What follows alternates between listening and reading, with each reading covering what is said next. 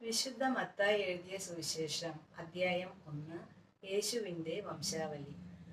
അബ്രാഹത്തിന്റെ പുത്രനായ ദാവീദിന്റെ പുത്രൻ യേശു ക്രിസ്തുവിന്റെ വംശാവലി ഗ്രന്ഥം. അബ്രഹാം ഇസഹാക്കിന്റെ പിതാവായിരുന്നു.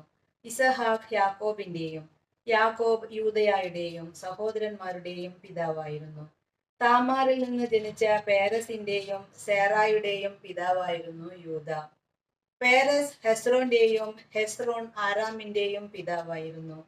ആരാം അമിനാദാബിന്റെയും അമിനാദാബ് നഹ്ഷോന്റെയും നഹ്ഷോൻ സൽമോന്റെയും പിതാവായിരുന്നു. സൽമോൻ രാഹാബിൽ നിന്ന് ജനിച്ച ബോവാസിന്റെയും ബോവാസ് റൂത്തിൽ നിന്ന് ജനിച്ച ഓബദിന്റെയും ഓബദ് ജെസ്സയുടെയും ജെസ്സെ ദാവീദ് രാജാവിന്റെയും പിതാവായിരുന്നു. ദാവീദ് ഊറിയായുടെ ഭാര്യയിൽ നിന്ന് ജനിച്ച സോളമന്റെ പിതാവായിരുന്നു. സോളമൻ റാഹോബോവാമിന്റെയും റാഹോബോവാം അബിയായുടെയും അബിയ ആസായുടെയും പിതാവായിരുന്നു.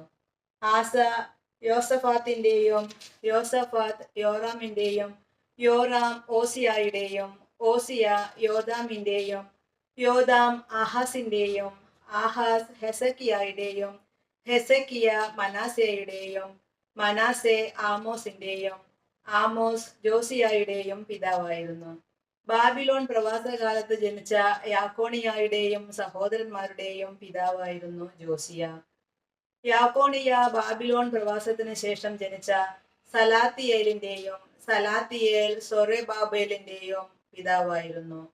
സൊറബാബേൽ അബിയൂദിന്റെയും അബിയൂദ് എലിയാക്കീമിന്റെയും എലിയാക്കീം ആസോറിന്റെയും ആസോർ സാദോക്കിന്റെയും സാദോക്ക് അക്കീമിന്റെയും അക്കീം എലിയൂദിന്റെയും എലിയൂദ് എലയാസറിന്റെയും എലയാസർ മദാന്റെയും മദാൻ യാക്കോബിന്റെയും പിതാവായിരുന്നു. യാക്കോബ് മറിയത്തിന്റെ ഭർത്താവായ ജോസഫിന്റെ പിതാവായിരുന്നു. അവളിൽ നിന്ന് ക്രിസ്തു എന്ന് വിളിക്കപ്പെടുന്ന യേശു ജനിച്ചു.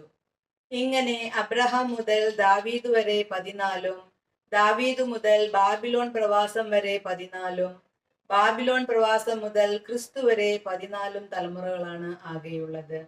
യേശുവിന്റെ ജനനം. യേശുക്രിസ്തുവിന്റെ ജനനം ഇപ്രകാരമായിരുന്നു. അവന്റെ മാതാവായ മറിയവും ജോസഫും തമ്മിലുള്ള വിവാഹ നിശ്ചയം കഴിഞ്ഞിരിക്കെ അവർ സഹവസിക്കുന്നതിനു മുമ്പ് അവൾ പരിശുദ്ധാത്മാവിനാൽ ഗർഭിണിയായി കാണപ്പെട്ടു. അവളുടെ ഭർത്താവായ ജോസഫ് നീതിമാനാകയാലും അവളെ അപമാനിതയാക്കാൻ ഇഷ്ടപ്പെടായകയാലും അവളെ രഹസ്യമായി ഉപേക്ഷിക്കാൻ തീരുമാനിച്ചു.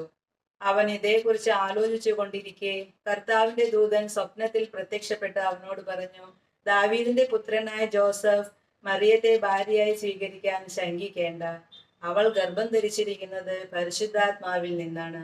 അവൾ ഒരു പുത്രനെ പ്രസവിക്കും. നീ അവനെ യേശു എന്ന് പേരിടണം. എന്തെന്നാൽ അവൻ തന്റെ ജനത്തെ അവരുടെ പാപങ്ങളിൽ നിന്ന് മോചിപ്പിക്കും. കന്യക ഗർഭം ധരിച്ചൊരു പുത്രനെ പ്രസവിക്കും. ദൈവം നമ്മോട് കൂടെ എന്നർത്ഥമുള്ള എമ്മാനുവേൽ എന്ന് അവൻ വിളിക്കപ്പെടും എന്ന് കർത്താവ് പ്രവാചകൻ മുഖേന അരുളി ചെയ്തത് പൂർത്തിയാകാൻ വേണ്ടിയാണ് ഇതെല്ലാം സംഭവിച്ചത്. ജോസഫ് നിദ്രയിൽ നിന്നുണർന്ന് കർത്താവിന്റെ ദൂതൻ കൽപ്പിച്ചതുപോലെ പ്രവർത്തിച്ചു.